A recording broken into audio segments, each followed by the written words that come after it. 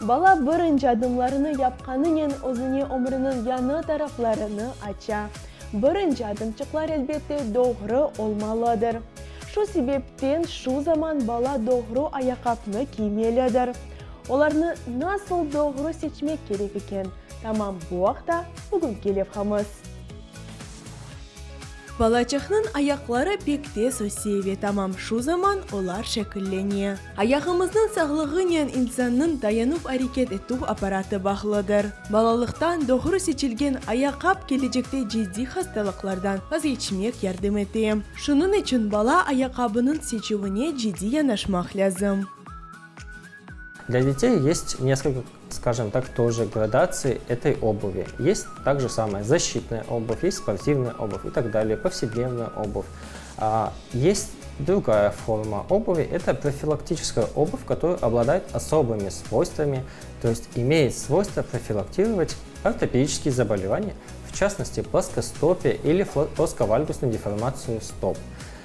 Некоторые из этой категории, они дополнительно оборудуются, да, скажем так, специальными вставками по типу супинаторов, специальный каблук, мы их называем каблук Томаса, кто-то по-другому называет, ну, каблук, и есть бортик, такой высокий бортик, который фиксирует ногу в голеностопном суставе, не давая ее заваливаться. Таким образом, ребенок пока растет, развивается, обувь выполняет, скажем так, функцию удерживателя, чтобы стопа не заваливалась. Другой функции лечебной она не имеет. Третья форма обуви – это лечебная форма в том случае, если есть дети, страдающие опорно-двигательными заболеваниями опорно-двигательного аппарата.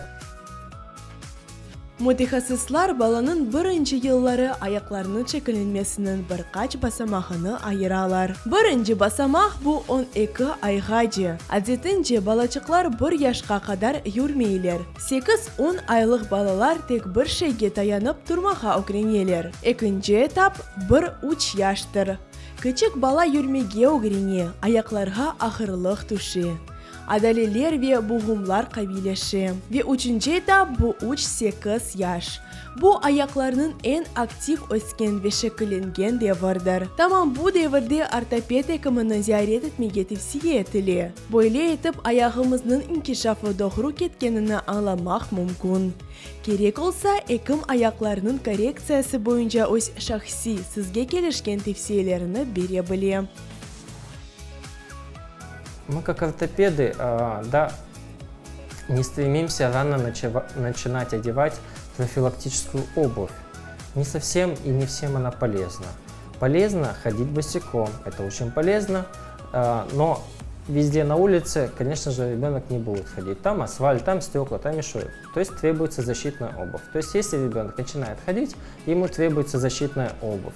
Но уже в зависимости от того, есть ли какие-то нарушения, мы можем посоветовать, рекомендовать или назначить дополнительные какие-то ортопедические, технические средства восстановления, реабилитации или профилактики. Это вот и называется такая обувь. С какого возраста? Допустим, такой вот самый оптимальный возраст для ходьбы после года. После года ребенок начинает уже ходить, родители уже водят по площадкам. Нужна какая обувь? Та, которая имеет защитные свойства, то есть не замерзнет и нигде не повредит себе ногу. Дальше ребенок начинает ходить, допустим, в сад. Это уже после 2,5-3 лет. Какая нужна обувь? Тут можно пойти по такому пути, что этот период наиболее оптимальный для развития опорно-двигательного аппарата, потому что ребенок в этом возрасте наиболее активный. В этот возраст опорно-двигательный аппарат хорошо формируется и особенно стопы. Тут можно профилактическую обувь подобрать, носить именно в сад. Дома носить свободную обувь для того, чтобы нога отдохнула, чтобы нога не была зажата и ребенку это не мешало. Balanın birinci ayakkabını doğru seçmek mühimdir. Çünkü keyfiyetli ayakkabı balanın sağlığına da büyük fayda getirir. Gelişmegen ayakkabının giymesi ise dayanıp hareket ettiği aparatka menfi tesir ediyor. Мына бойлы әди канунларга әмият беріп, баланың бірінші адымчыклардан башлап, келечекте саглыгы да кайый olur.